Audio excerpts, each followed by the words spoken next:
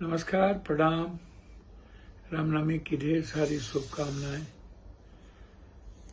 मैंने कल बक के सवाल पर बुद्ध की बात की, पहले वसुधैव कुटुंब की बात की,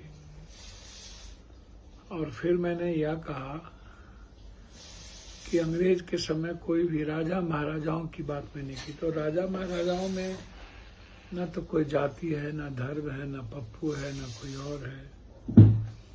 इसमें कुछ व्यक्ति को ठेस पहुंची तो हम क्षमा चाहते हैं।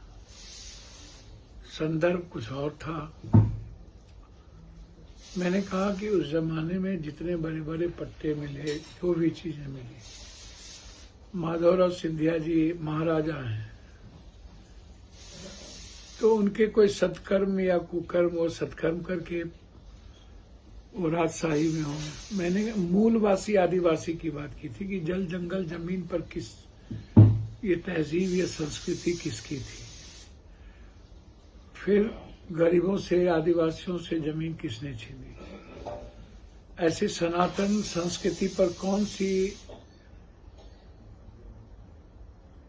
विचारधारा बड़ी हो गई कि बौद्ध धर्म के विचार इस दुनिया में आए।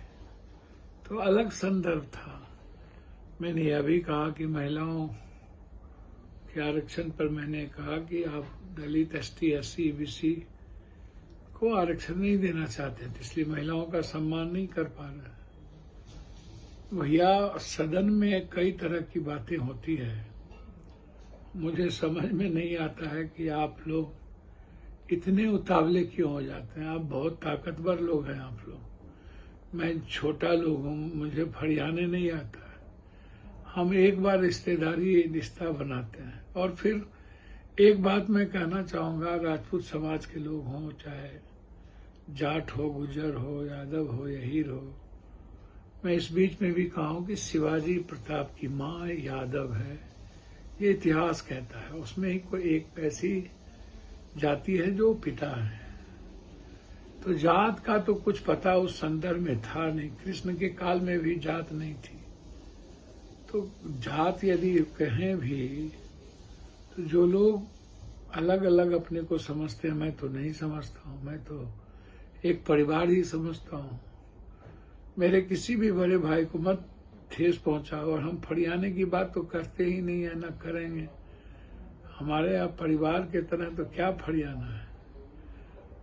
अर्जुन की शादी सुभद्रा से और कृष्ण की बहन से भी, और कृष्ण की शादी अर्जुन की बहन से भी। तो वंशज और खानदान तो शुरू से है। आप उठा के देखिएगा तो हम लोग एक हैं।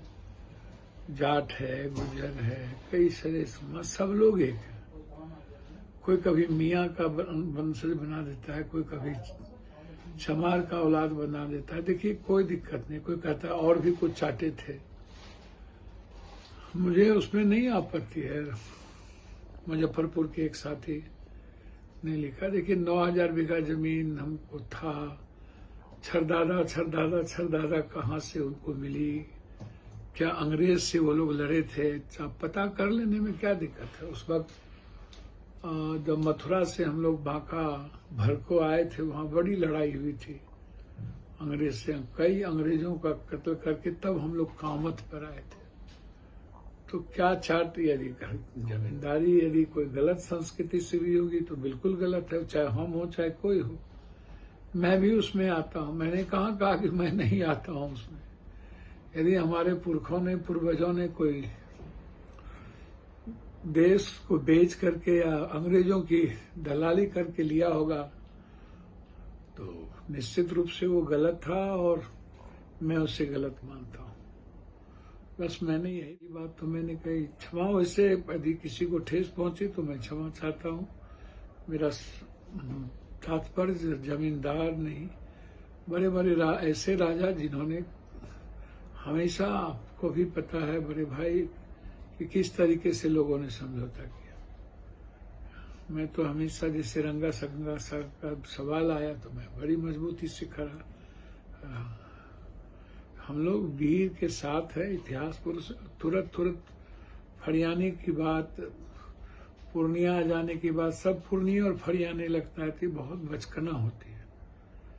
दूसरी तरफ मेरे खून में, मेरे संस्कार में किसी जाति को, किसी धर्म मजहब को गाली देकर राजनीति करना नहीं है। मैंने कई बार कहा कि मेरे बाप दादाओं ने आनंद मार्गी हैं, मैं लोग शिव को मानने वाले, आनंद मूर्ति जी को, मेरे ऐसे संस्कार नहीं, तो मैं ऐसा भी नहीं कर सकता हूँ, ना मैं करूंगा, ना मैं ठेस पहुंचाऊंगा। जमींदार का तात्पर्य किसी जाति से नहीं होता है, न है। और उस जमाने में जो अब देखेंगे जमींदार, तो गोपाल, अहीर, ये सब सबसे बड़े बड़े जमींदार रहे हैं। इतिहास उठा के देखिएगा तो उससे बड़ा जमींदार कोई नहीं, राजा कोई नहीं रहा।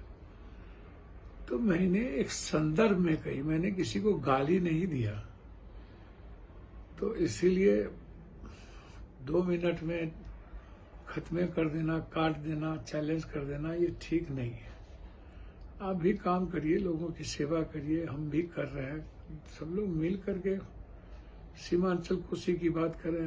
हर दिन हम अपने घर की सीमांचल की बात उठाते हैं। दूसरी तरफ कुछ लोग जो टुकड़े टुकड़े गैंग के हैं, जिनको कोई एक बिहार से बाहर बहरूपिया जो आजकल आरजेडी नेतृत्व कर रहा है उसको चलाता है, वो जो लिख के देता है, कुछ लोग कुछ भी प्लान कर देते हैं, चाहे कोई नवादा का हो, चाहे किसी पद पर हो।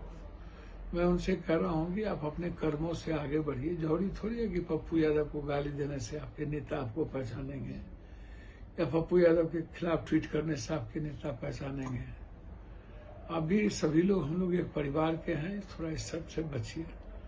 जो लोग बड़ी बड़ी बात करते हैं उनसे एनआरसी के बारे में पूछिए, सीए के बारे में पूछिए, जब जब कोई बड़ी घटना घटी उसके बारे में पूछिए। हम तो 300 साढ़े 300 सभा एनआरसी में किए थे। जब भी कोई बात होती है, हम समाज में बेबाक हैं और सच्चाई के साथ चलते हैं। इन लोगों की तरफ वोट की राजनीति हमें नहीं आती है, और हम झूठ फराब का सहारा नहीं लेंगे। इफ्तार में गए तो पूर्णिया के इफ्तार का फोटो डाल दिए, तो ये सब काम हमारे और हमारे लोगों का नहीं है। मैं बार बार कहता हूं कि लालू यादव जी लोह पुरुष हैं। कर्पूरी ठाकुर और जगदेव बाबू के बाद लालू यादव जी बिल्कुल चट्टानी एकता के। अब लालू यादव कोई नहीं हो सकता तो नहीं हो सकता, इसमें क्या दिक्कत। तो इसलिए जो लोग अफवाह फैलाते हैं, मेरा 4 अमेंडमेंट बिल था। हम मीसा जी, सुधाकर जी और कुशवाहा जी एक साथ बैठे थे, एक ही साथ कॉफी चाय पिए, फिर एक ही साथ बैठे थे। 2 बजे रात तक हम और मीसा जी साथ बैठे थे। हम लोगों ने साथ वोटिंग दी, बड़ा हंसी मजाक चला। हम लोग एक परिवार के माहौल में वहां जीते हैं। और आप लोग 2 मिनट में नव सीखिए लोग सब, जिसको कुछ भी नहीं है वो गाली गलौज शुरू कर देना, कुछ भी लिख देना, हथियार 100 रुपया। अरे हम 100 रुपया दें या 100 लाख दें, मैं तो ये किसी को नहीं कह रहा हूँ कि बांटना तो 90 ने 80 के लगभग से दशक से हम लोगों की सेवा, उसकी मदद कर रहा हूँ। इसमें बांटने का क्या है। और 100-10 हजार रुपया का कोई मूल्य नहीं होता है। या तो कभी जरूरत पर 100 रुपया की भी वैल्यू होती है, कभी कभी 10 लाख 10 करोड़ की भी कोई वैल्यू नहीं होती। मैं तो 25,000 20,000 से नीचे में। राजेश रंजन जी, संशोधन संख्या 133। I am moving the bill sir.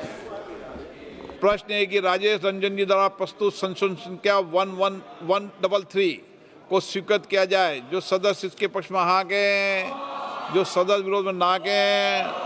मेरे विचार में निर्णय ना वालों के पक्ष में, ना वालों के पक्ष में संशोधन स्वीकृत हुआ।